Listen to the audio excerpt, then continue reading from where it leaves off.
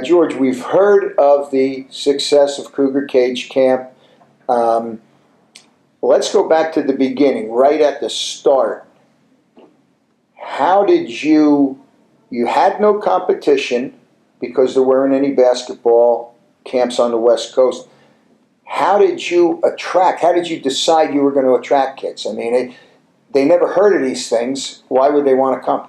Well, I thought the first thing that we had to do is we had to have an impressive brochure that would lay out what the expectations would be for one if they came to the camp, and also what would be the benefits for them to come to this basketball camp.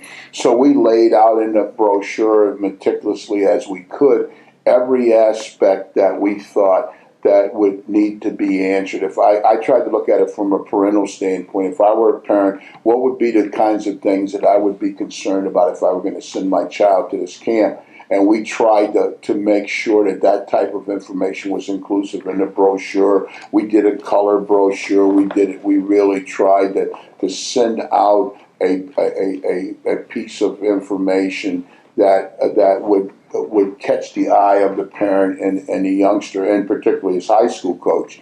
And so then we felt that we want to create a fun environment, but at the same time we want to put strong emphasis on teaching and learning and working with individuals. And so we tried to structure so that there were 3 fundamental lectures a day, 3 games a day. The fun part for the kids is playing the games. And so they got to play. We had a rule that everybody had to play in the games. All the teams we divided the camp up into leagues and teams. Each team had its own coach. We had a commissioner of each league. By age and ability. Yes, and we did it by age and ability so that the games would be competitive.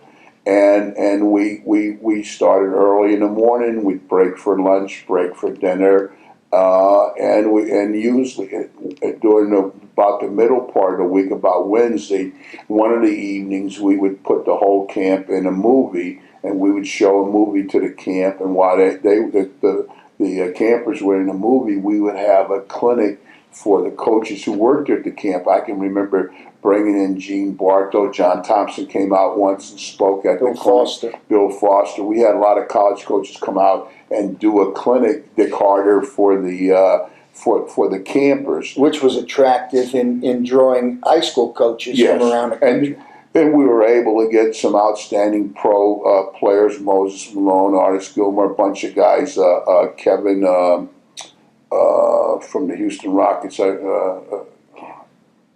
McHale? Yeah, Kevin McHale came out and worked camp. I remember Gail Goodrich and Calvin Murphy and Doug Collins right after he made the free throws in the Olympics and was selected number 1 in the draft. Yeah. Came out, he's about 22, and he was one of the best we had. Yeah, and so we were able to get good college players to come out and work with my connections from back east and that.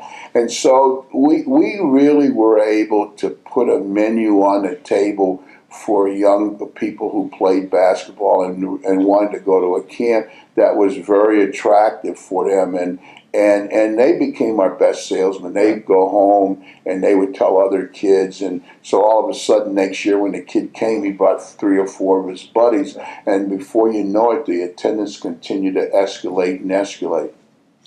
And I do remember that when the kids would come out, we gave them a questionnaire because we wanted to better, improve.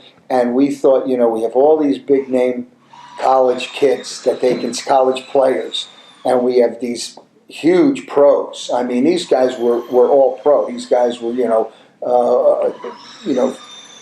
top players in the NBA.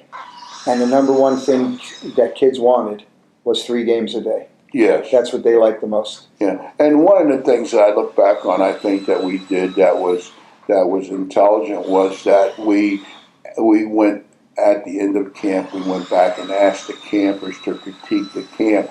And the thing that we wanted to do was to make sure we were fulfilling their expectations.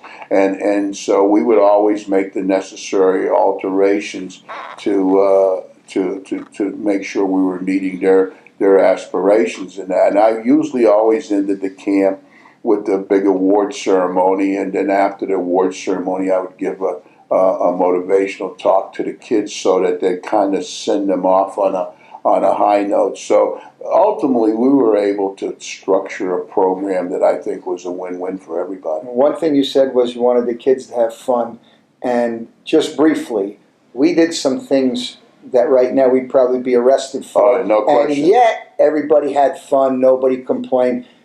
Maybe people take themselves a little too seriously now. I think so. I think that people take themselves too seriously.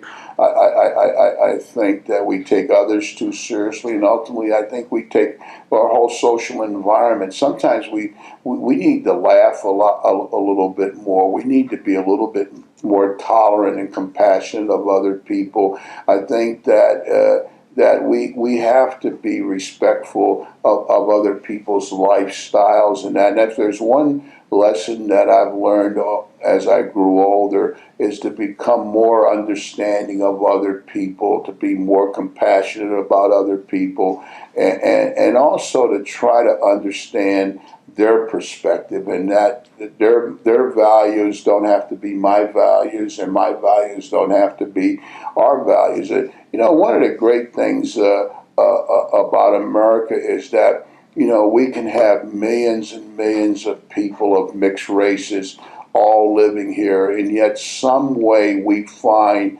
the ability to live in relative harmony in that.